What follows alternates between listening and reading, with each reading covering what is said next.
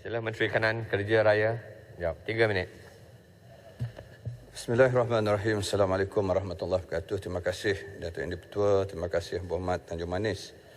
Untuk maklumat ahli berhormat, projek Lebuh Raya Pen Borneo Sarawak merupakan inisiatif Kerajaan Persekutuan untuk menambah baik secara berperingkat jaringan infrastruktur jalan raya di Sarawak sehingga Mei 2022 status kemajuan fasa 1 bermula dari Teluk Melanur ke Miri sepanjang 786 km adalah 84% siap dan dijangka siap sepenuhnya pada suku pertama tahun 2023. Beberapa pakej dan seksyen telah dibuka untuk pengguna jalan raya secara berperingkat seawal tahun 2019 seperti berikut. Pakej Teluk Melanur ke Sematan yang telah siap sepenuhnya pada 6 Januari 2019. Seksyen Julau bagi pakej kerja 07 Persimpangan Bintangor ke Persimpangan Julau telah siap pada 28 Oktober 2021. Seksyen Sirian bagi pakej kerja 03 Bulatan Sirian ke Balai Ringin telah siap pada 4 Disember 2021. Dan seksyen Nyabau bagi pakej kerja 10 Simpan Nyabau ke Sungai Tanggap telah siap pada 26 Januari 2022. Untuk makluman ahli berhormat, sama seperti projek-projek kerajaan lain, prestasi kemajuan kerja pembinaan projek Pen Borneo turut terkesan akibat oleh kekurangan pekerja, bahan binaan susulan dari wabak COVID-19 dan impak ekonomi global pada masa kini. Sehubungan itu, pelbagai pelan mitigasi sedang dilaksanakan, antaranya ialah penyelarasan semula jadual pembinaan dan lanjutan masa bagi memastikan kelancaran serta kelangsungan projek ini. Bagi pakej-pakej kerja dan seksyen yang telah siap dan masih dalam tempoh defect liability period dengan izin, penyelenggaraan projek Lebuh Raya Pen Borneo Sarawak akan dilaksanakan oleh kontraktor masing-masing di bawah seliaan JKR Sarawak selaku pegawai penguasa projek. Manakala bagi penyelenggaraan projek Lebuh Raya Pen Borneo Sarawak yang akan tamat tempoh defect liability period, kerajaan kini sedang meneliti kaedah dan model penjagaan bersama agensi pusat dengan mengambil kira skop, kos dan level of service penyelenggaraan yang bersesuaian. Proses penelitian tersebut dijangka akan dimuktamadkan sebelum tempoh defect liability period tamat pada tahun 2025. Terima kasih. Soalan tambahan pertama, sila Tanjung Manis. Terima kasih Yang Berhormat Menteri Kanan di atas jawapan yang diberikan. Memandangkan kita tahu bahawa Jalan Raya Pen Borneo Sarawak tidak ada kutipan tol, jadi adalah penting soalan tadi disoal oleh saya. Okey, soalan tambahan saya, Yang Berhormat Menteri Kanan, juga berkenaan dengan penyelenggaraan jalan. Saya ingin bertanya Yang Berhormat Menteri Kanan, berapakah bajet penyelenggaraan untuk Jalan Raya Persekutuan untuk tahun 2022, terutamanya di Sarawak? Dan adakah bajet tersebut mencukupi untuk memastikan keadaan jalan raya adalah sentiasa dalam keadaan baik? Terima kasih. Sila Menteri Kanan jawab 1 minit. Terima kasih Yang Berhormat Tanjung Manis. Keseluruhan peruntukan untuk penyelenggaraan jalan persekutuan bagi tahun 2022 ialah 84.2 juta ringgit. Ini merangkumi pertamanya kerja rutin iaitu 25.9 juta, berkala payment sebanyak 40.8 juta, berkala bukan payment 16.10 juta dan juga untuk pembaikan jambatan 700,000 dan lampu jalan 700,000. Ini hanya merangkumi kawasan yang bukan di dalam skop pembinaan Pen Borneo. Maknanya jalan-jalan lama yang dah siap yang merupakan jalan 2 lorong, 2 hala, maknanya 4 lorong lah. Keseluruhannya hampir 100 lebih kilometer yang telah siap dulu. Tapi bukan dalam skop Pen Borneo. Yang ini dalam penyelenggaraan yang sedia ada yang diperuntukkan oleh kerajaan. Memang kalau kita melihat sama ada cukup atau tidak, ianya bergantung dengan keadaan jalan tersebut dan juga sebanyak mana kenderaan yang menggunakan di kawasan itu.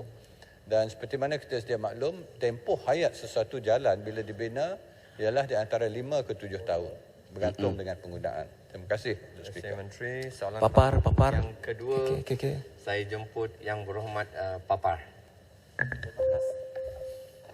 Terima kasih Datuk Yang di-Pertua. Soalan Papar juga ada kaitan mengena dengan Pen Borneo. Di mana kalau Tanjung Manis menyoal berkenaan dengan penyelenggaraan, Papar juga ingin menyoal dan mengajukan soalan berkenaan dengan penyelenggaraan. Jadi kalau misalnya penyelenggaraan ini akan dibuat oleh swasta, maka kami orang-orang Papar dan orang-orang Sabah pun mahu juga ianya diberi kepada kontraktor tempatan. Yang kedua yang saya ingin ajukan di sini, yang paling penting untuk saya ialah 2-3 kali sudah di Dewan ini saya pernah mengajukan berkenaan dengan U-turn di Kampung Kawang, di mana biarlah saya simpan di sini kalau dapat dilihat. Di sini adalah U-turn yang sudah sedia ada. U-turn yang sudah sedia ada. Hanya orang Kampung Kawang inginkan dapat melintasi di sini supaya mereka akan dapat melalui jalan ini untuk masuk ke kampung. Kalau tidak, mereka akan terpaksa mengambil 2 km lagi untuk ke U-turn yang seterusnya. Ini membuang masa kepada mereka. Begitu juga dengan dari segi petrol dan sebagainya. Jadi kalau pada ketika ini apa yang terjadi ialah yang berwarna kuning ini adalah laluan yang dipakai oleh orang-orang Kampung Kawang dan kampung-kampung sekitarnya, di mana mereka ini sudah banyak yang kena tangkap dan didanda oleh pihak berkuasa. Jadi ini saya tidak mahu berlaku dan berulang. Yang paling penting ialah kenapa kerajaan susah sangat untuk mendapatkan cadangan jalan baru di sini, di tepi jalan sini. Jadi saya mahu kerajaan mengambillah perhatian kepada orang ini. Begitu juga dengan U-turn di Kampung Mok, di mana di Kampung Mok ni banyak kampung-kampung yang di sekitarnya. Apabila pagi mereka memang susah sekali, terlalu ramai dan terlalu banyak orang menggunakan jalan ini. Jadi di sanalah kita lihat di kesesakan untuk orang U-turn. Kita mesti tahu di highway adanya oncoming car, susah untuk mereka melimpas apabila oncoming car itu datang. Jadi saya ingin dan mahu kerajaan mengambil tindakan yang sewajarnya untuk perkara ini. Tolong, saya betul-betul meminta tolong. Terima kasih. Terima kasih Yang Berhormat Papa. Datuk Yang Tua, soalan itu mungkin keluar daripada asas persoalan tadi, tapi saya akan mengambil maklum apa yang dipersoalkan dan dihasratkan oleh Yang Berhormat Papa. Cuma untuk makluman umum, bila kita membina satu highway yang dalam skop 4 lorong, iaitu dua hala, U-turn ini biasanya dalam technical drawing, ianya ialah jarak antara satu U-turn dengan satu U-turn memang 2 km.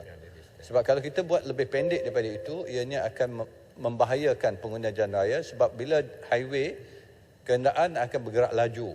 Dan Yang Berhormat Papa juga mengatakan tadi, memang susah nak keluar masuk bila adanya U-turn dan sebagainya. Tapi apapun, apa yang disuarakan oleh Papa tadi, saya akan berbincang dengan JKR Negeri Sabah untuk melihat aduan dan cadangan dan bagaimana kita dapat mengurangkan runggutan orang ramai berhubung kait dengan penggunaan jalan tersebut. Tapi yang lebih utama, keselamatan pengguna adalah lebih utama berbanding dengan keselesaan, sebab keselamatan lebih utama dalam skop teknikalnya. Terima kasih. Datuk Menteri, bawa juga isu pampasan tanah di Penampang, Pen Borneo. Terima kasih. Satu tambahan lagi. Saya bagi tambahan lagi Labuan. Yang Berhormat daripada Kota Kinabalu. Terima kasih kepada Timbalan Speaker. Menteri Kanan Kerja Raya, soalan saya ini mengenai dengan jalan persekutuan FT22 daripada Kota Kinabalu ke Sandakan, bahagian terdekat Telupit dan Beluran itu amat teruk, amat rosak dan seringkali atau TikTok yang viral di mana keadaan jalan raya di sana macam keadaan bumi di atas bulan.